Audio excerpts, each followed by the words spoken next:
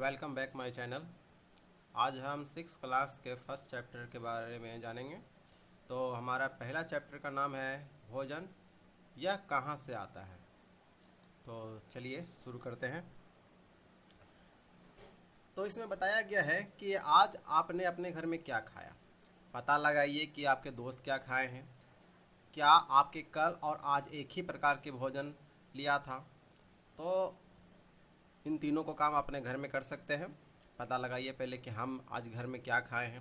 फिर पता लगाइए कि आपके दोस्त हैं जो आपके आस पड़ोस में रहते हैं या विद्यालय में जो रहते हैं वो लोगों ने क्या क्या खाया है। और ये खुद पे पता लगा सकते हैं कि आज हमने क्या रोटी चावल खाया, तो कल भी क्या रोटी चावल या एक ही प्रकार के भोजन खाते हैं या फिर अलग अलग प्रकार के भोजन खाते हैं। तो इसी तरह चलते हैं 1.1 के विभिन्न खाद्य पदार्थ क्रियाकलाप 1 में। इसमें लिखा हुआ है, विद्यालय में अपने दोस्तों से उन खाद्य पदार्थों के बारे में जानकारी प्राप्त कीजिए जो पूरे दिन में खाते हैं। वे विभिन्न प्रकार के राज्यों में रहने वाले हो तो उनमें से भी जानकारी प्राप्त कीजिए। ठीक है, तो आप अपने आस पड़ोस के दोस्तों के बारे में पता कीजिए कि वो क्या खाते हैं, या फिर आपका कोई पड़ोसी या फिर कोई रिश्तेदार आपके अलग राज्य में रहता हो तो वो भी पता लगा सकते हैं कि वे उनके खाने और हमारे खाने में क्या अंतर है। आप यहाँ पर लिख सकते हैं अपने दोस्तों के नाम और उन पूरे दिन उन्होंने क्या खाया, इसके बारे में पूरी विवरणी यहाँ पर दे सकते हैं। फिर आगे चलिए। अपने भोजन में हम अनेक प्रकार की चीज़ें खाते हैं। तो हम सभी जानते हैं कि हम लोग एक प्रकार की चीज़ें नहीं खाते, हम लोग बहुत तरह के खाते हैं। जैसे कुछ शाकाहारी खाते हैं, कुछ मांसाहारी खाते हैं। तो इन चीज़ों में किस चीज़ से बनी होती है, तो उदाहरण के लिए जान लीजिए। पके चावल के बारे में सोचिए। हम कच्चा चावल लेते हैं, उसे पानी में उबालते हैं। इसे तैयार करने के लिए दो पदार्थ का संगठकों का आवश्यकता होती है। संगठन उन्हें कहते हैं कि जितने प्रकार की चीज़ मिलाकर उस मटेरियल को बनाने में लगता है उसे हम संघटक कहते हैं। दूसरी भाषा में अगर आप समझना चाहते हैं, कुछ भोजन को तैयार करने के लिए संगठनों की आवश्यकता होती है। यदि हम सब्जी बनाते हैं तो उसमें अलग अलग प्रकार के वेरिएंट डालते हैं, जैसे कि कच्ची हरी सब्जियां, नमक, मसाला, तेल आदि की आवश्यकता होती है। अब क्रियाकलाप 2 के पर चलते हैं। तो सारणी 1 में यहाँ दिया गया था, उसके अनुसार सूचीबद्ध कुछ खाद्य पदार्थों को छांटिए और दोस्तों तथा घर के चर्चा जानकारी प्राप्त कीजिए कि इनको बनाने के लिए कौन कौन सी सामग्री चाहिए। इसको सारणी 1.2 के सूची अनुसार कीजिए। ठीक है, तो देखिए यहाँ 1.2 में दिया गया है, अगर रोटी चपाती अगर बनाना है, रोटी और चपाती एक ही चीज़ होती है, तो इसको बनाने के लिए आटा और जल दोनों चाहिए। ठीक है, ऐसा नहीं कि सिर्फ आटा से ही आप चपाती या रोटी बना देंगे, उसमें जल आपको मिक्स करना ही पड़ेगा। यानी अब दाल आपको बनाना है, यानी दाल, ये वाला कच्ची दाल का बात नहीं है, पकी हुई दाल के बारे में बताया है। तो पकी दाल बनाने के लिए हमको कच्ची दाल चाहिए, जल चाहिए, नमक चाहिए और उसमें डालने के लिए तेल और घी मसाले चाहिए। अब देखिए इसमें लिखा हुआ है, हमने क्या देखा, कक्षा में चर्चा कीजिए। विभिन्न प्रकार के कुछ संगठनों को समान रूप से प्रयुक्त करते हैं। अच्छा, ये संगठन कहाँ से आते हैं, तो ये उतना खास नहीं है, इसे आप कैंसिल कर सकते हैं। अब देखिए यहाँ पर है 1.2 के सारणी में, देखिए खाद्य सामग्री एवं उनके स्रोत। तो सारणी 1.2 के सूचीबद्ध कुछ कच्ची सामग्री जैसे फल और सब्जियां के स्रोत के अनुमान लगाकर हमारे लिए बहुत आसान हो सकता है। यह कहाँ से आते हैं, तो सीधी सी बात है कि आपके दिमाग में ये आता होगा कि ये जो फल और सब्जियां, जो दालें और चावल हैं, ये कहाँ से आते हैं, ये किससे मिलती है। तो यहाँ लिखा हुआ है कि निश्चित रूप से पौधे से, यानी कि जो भी है शाकाहारी चीज़, यानी जितने भी फल फूल सब्जियां जितने भी होते हैं ये पौधे से हमें प्राप्त होती है।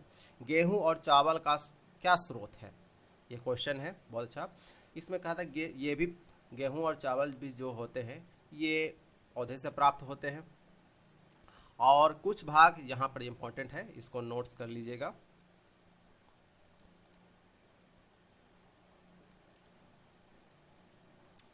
और यहाँ लिखा है कि कुछ अन्य पदार्थ जैसे दूध, अंडा, मुर्गा, मछली, झींगा, मांस आदि हमें जंतुओं से प्राप्त होती है, तो ये मांसाहारी है।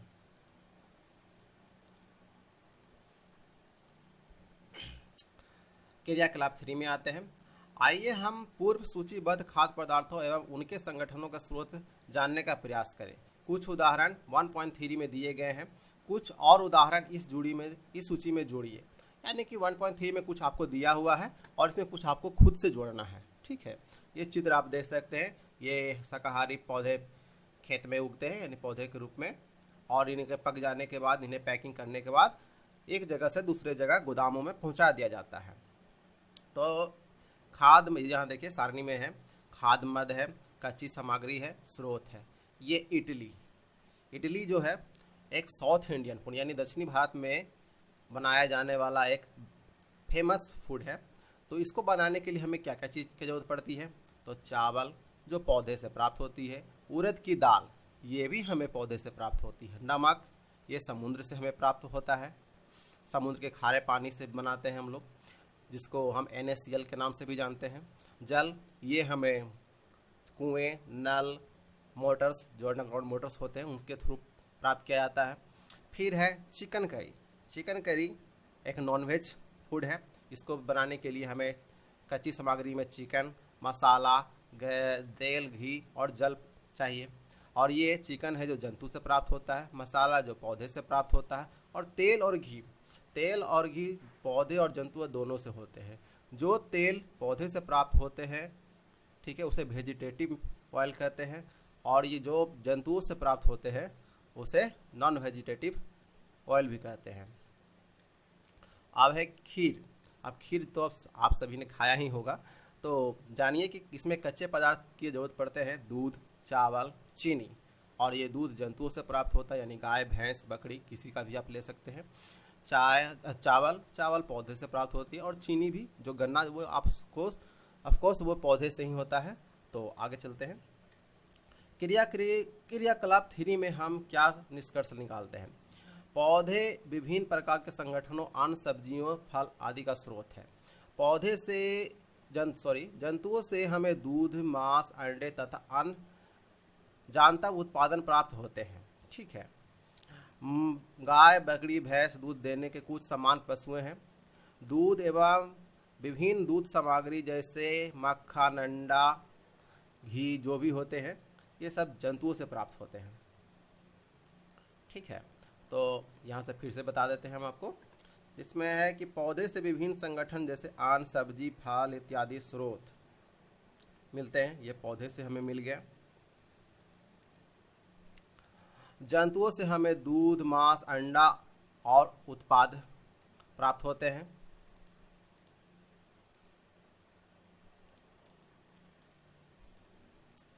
और गाय, बकरी, भैंस दूध से होने वाले समान पशुएं हैं।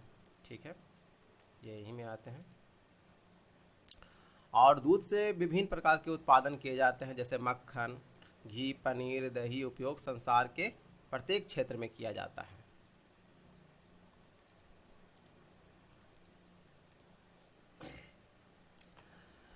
फिर यहाँ एक क्वेश्चन है, क्या आप कुछ अन्य जंतुओं के नाम बता सकते हैं जो हमें दूध देते हैं? तो आप इसे सोचकर अपने सारणी में लिख सकते हैं। अब आगे चलते हैं। 1.3 जंतुओं के रूप में पौधे के भाग और तंतु उत्पाद।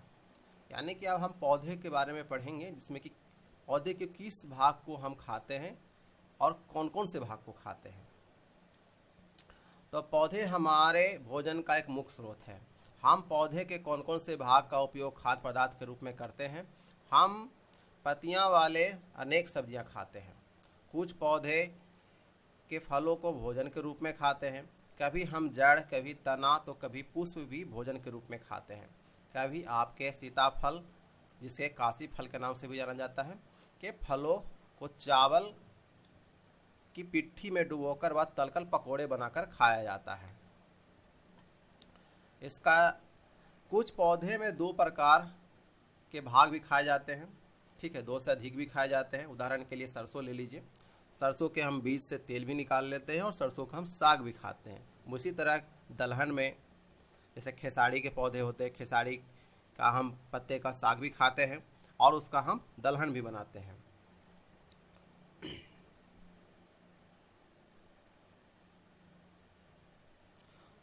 अब क्रियाकलाप 4 में आइए।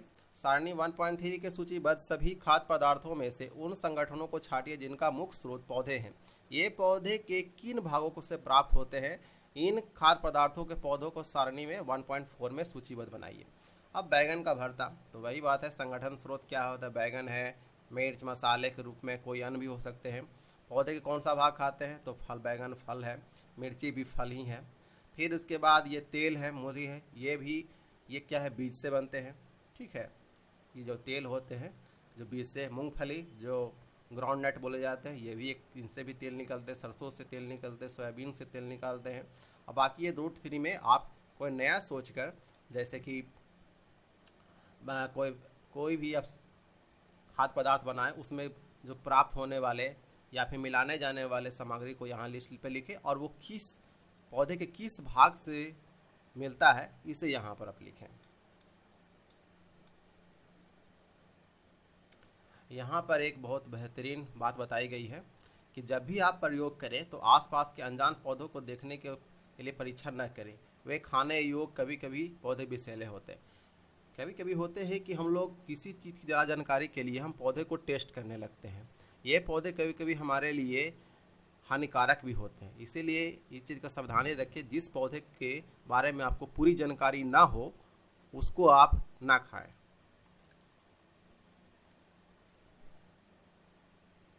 क्रियाकलाप 5, मूंग अथवा चने के कुछ सूखे बीज लीजिए।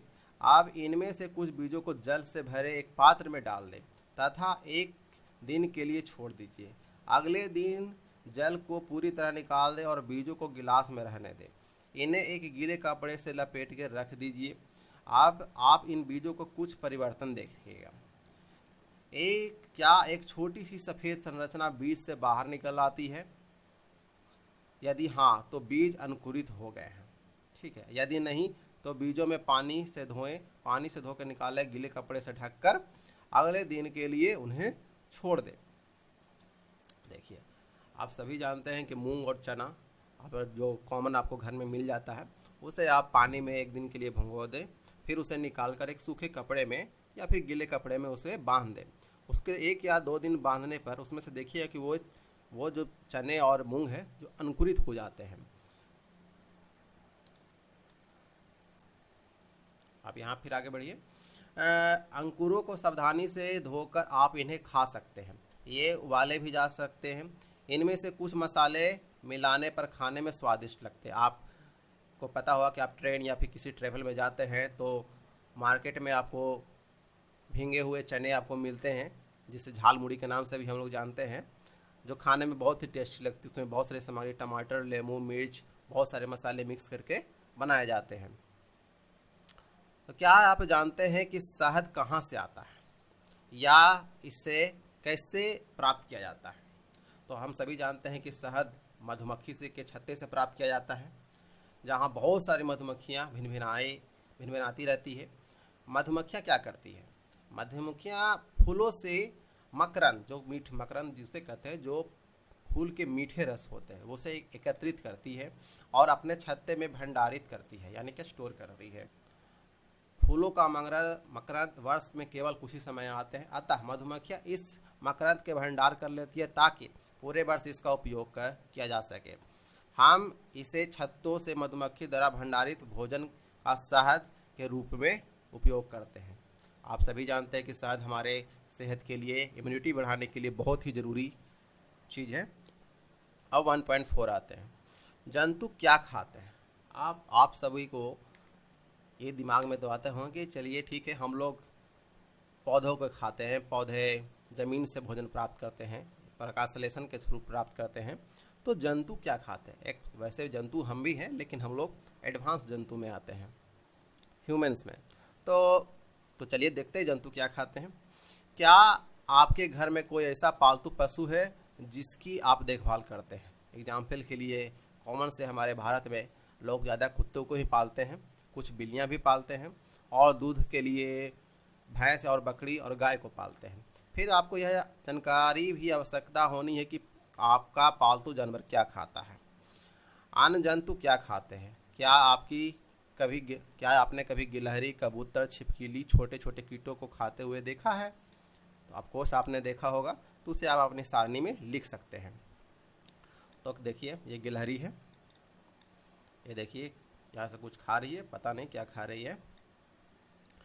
क्रियाकलाप 6 1.5 में अनेक जंतुओं का नाम लिखे हैं। इनमें से कुछ जंतुओं द्वारा खाए जाने वाले भोजन भी लिखे हैं। सारणी क्रियाकलाप को पूर्ति कीजिए। चलिए पूर्ति करते हैं कुछ, बाकी आप कुछ पूर्ति कर लीजिएगा। जैसे भैंस है, भैंस है जो घास खाती है, खली खाती है, भूसा खाती है, अनाज खाती है, पत्ती खाती है। बिल्ली छोटी जंतुओं, पक्षी और दूध खाती है। ये नॉनवेज प्रजाति की है, यानी कि मांसाहारी है। ये मांसाहारी और सर्वाहारी दोनों, सर्वाहारी प्रजाति में आती है। ये कुछ भी शाकाहारी और मांसाहारी दोनों खाती है।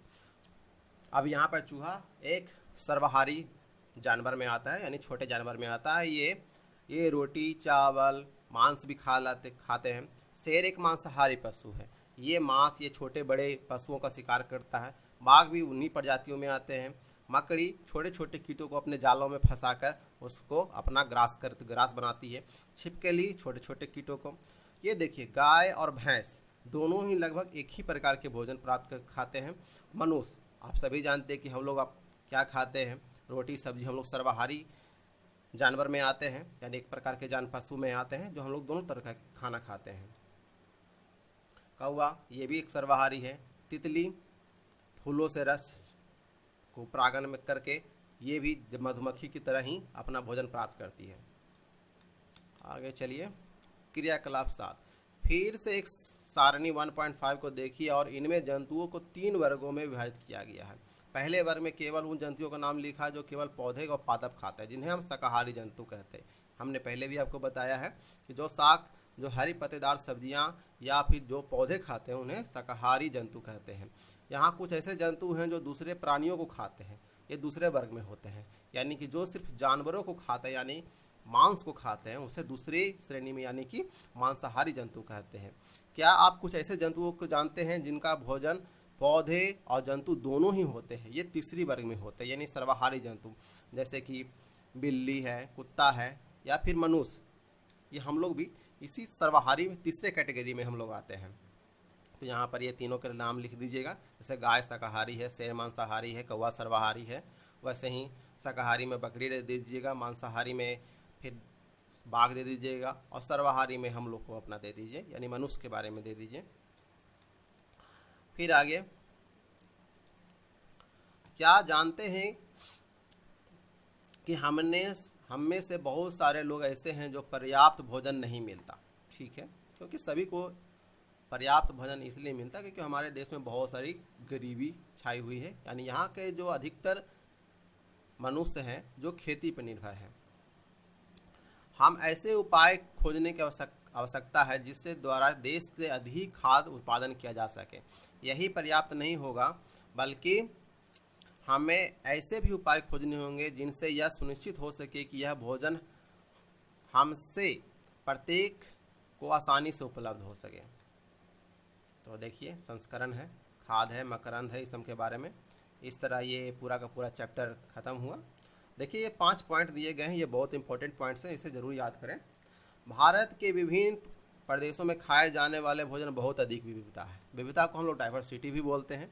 यानी कि हम कहने का मतलब ये है कि हमारे बिहार में कुछ खाते हैं, हमारे उत्तर प्रदेश में कुछ और खाते हैं, यानी उड़ीसा में कुछ और खाते हैं, यानी कि नॉर्थ इंडिया में कुछ और भोजन है, साउथ इंडिया में कुछ और भोजन है, ईस्टर्न इंडिया में कुछ और है और वेस्टर्न इंडिया में कुछ और खाते हैं। यानी खानों, हमारे भोजन में बहुत सारी विविधता है।